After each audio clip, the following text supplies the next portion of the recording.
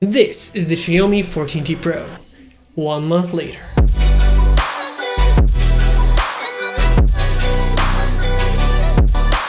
So it's been about a month since the release of the Xiaomi 14T Pro, and I wanted to see how good it is based on having the Xiaomi 13T Pro as my daily driver since the release of that phone. So 1 year later, I'm checking out what the next iteration of the T series provides, and is it a worth upgrade if you already have the 13T Pro, or if you're thinking if it's worth to invest into a newer model. So I'm gonna be basing this a little bit off being a 13T Pro user. To start off, I'm gonna begin with this screen itself. It's a pretty nice 6.67-inch display, so it's the same as the last year's model. And here is a little bit of a difference compared to last year's model. The bezels are just ever so slightly thinner here, and even though the screen size is the same as last year's model, this one actually has a little bit less of the bezels. So side by side, I've noticed that this one has a little bit less of that bezel, but it's not something you're gonna notice if you don't have the phones side by side. So now it's actually a better screen to body ratio, but other than that, it's the same screen pretty much in all regards. It is an AMOLED display that can go up to 144 Hz if needed, for example, for games or apps. It is also a QHD, meaning that it's a little bit more sharp than a normal Full HD screen. And also the screen has a fingerprint sensor on the bottom, as you can see. As you can see, it's fast and responsive. To my liking, I wish it was a little bit higher. Having used the Xiaomi 14 Ultra, which has the fingerprint a little bit higher, I wish it was higher, but coming from 13T Pro, which had exactly the same sensor in terms of where it's placed, I feel like it's pretty fine. So it's a little bit lower than I would like now that I'm used to 14 Ultra, but I've been used to this and it was just something that, you know, it's a muscle memory. Once you get used to it again, it pretty much becomes muscle memory, so it's not a problem. But overall, just the screen itself is up to 144 Hz, AMOLED display, so beautiful contrast, beautiful colors, everything just looks stunning on this display, and the blacks are definitely real blacks. So it's a really beautiful panel in terms of just, you know, usability for games, social media, and other multimedia like watching videos, and just overall usage. Another difference here is the build quality. Last year's model had a glass back and plastic, you know, all around. Here is a little bit of a difference. This year it's actually a metal body. Essentially the back and the side panels are now metal. So you can actually see where the antennas are because the plastic is a cutout for the antennas all around the phone. There's different cutouts where you see the plastic bands where the connection is being sent through.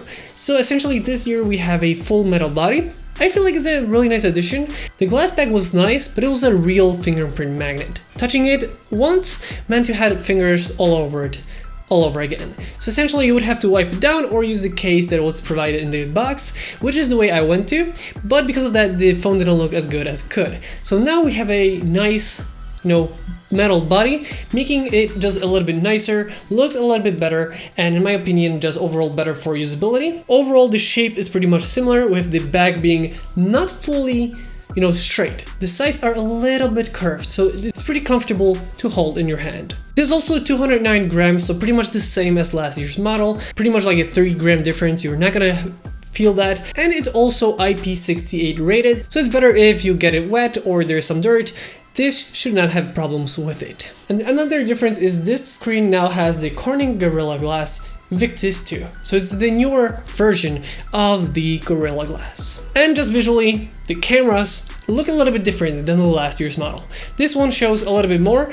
One of those circles is actually the flash. Some are gonna like it, some are not. I just personally prefer the older one, the 13T Pro, but it does definitely look pretty good and overall looks pretty, I would say, flagship and, you know, premium looking. Especially in this titanium gray color. It's a little bit like a golden, grayish, and, you know, sandish color, but it's a really, really nice looking. Other difference in terms of this phone are internally. For example, for the processor, we now have the MediaTek Dimensity 9300 Plus. And while this only changes a little bit in the name, it does change a lot in the performance. For example, when I tested out in gaming, like Genshin Impact, the game ran at a nicer quality and at stable frame rates. I feel like this really pushed this T series. The last year's model was really good for its price, but this definitely is the highlight. Maybe it's not something that they're showing as much in their marketing department, but I feel like this is one of the highlights for me of this phone in terms of just this sheer upgrades. So if you're looking for something for gaming, that can be the deciding factor between the 13T Pro and this one. It's definitely improved.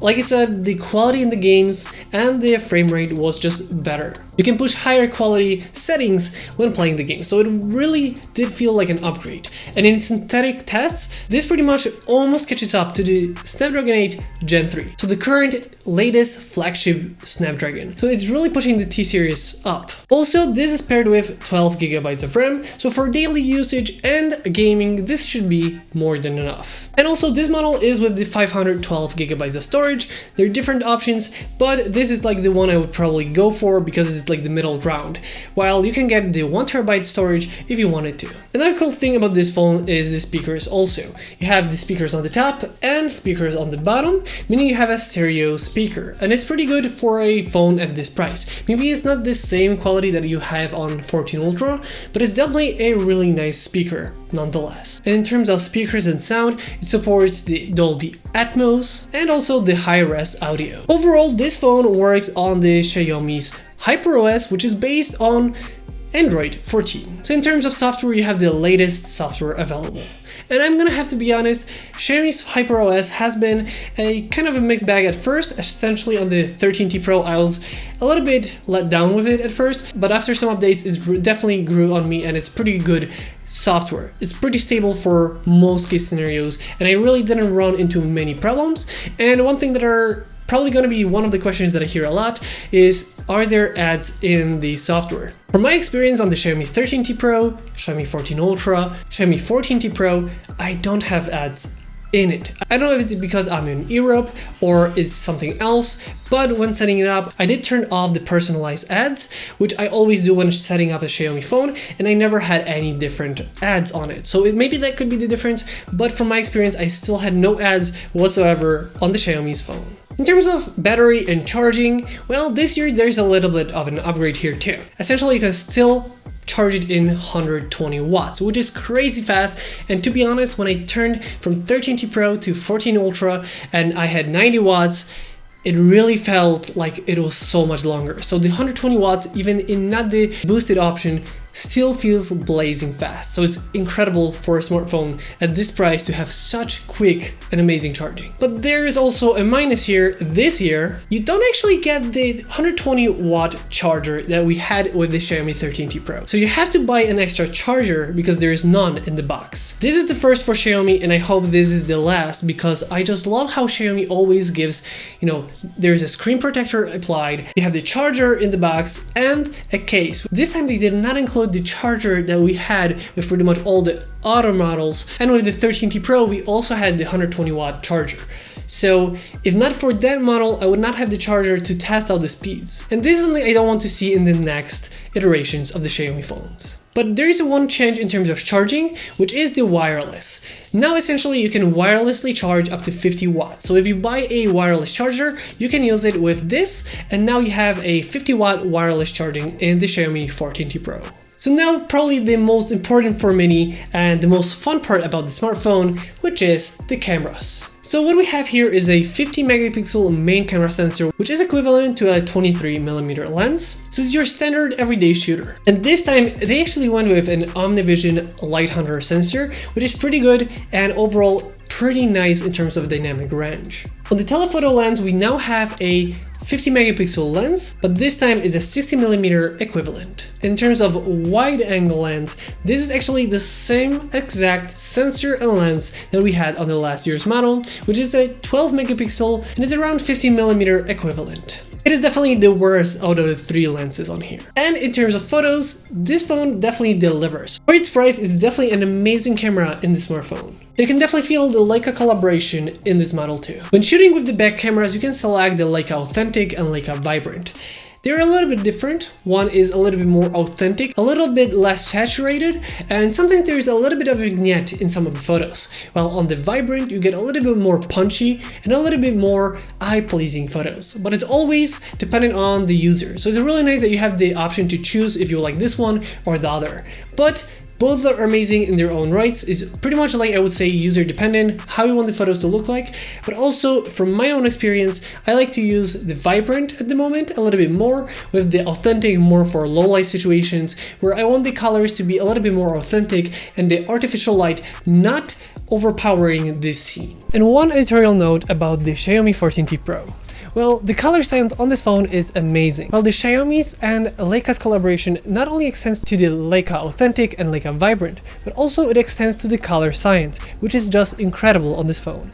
Compared to the competition, there is no different tints, there is no different temperature that is added to the photo. It really understands what it's taking photo of and how it should look like. So it's really, really nice. And one more thing I forget to mention is that the selfie camera this year, while it's pretty much the same, but it's also improvement in terms of HDR, so high dynamic range.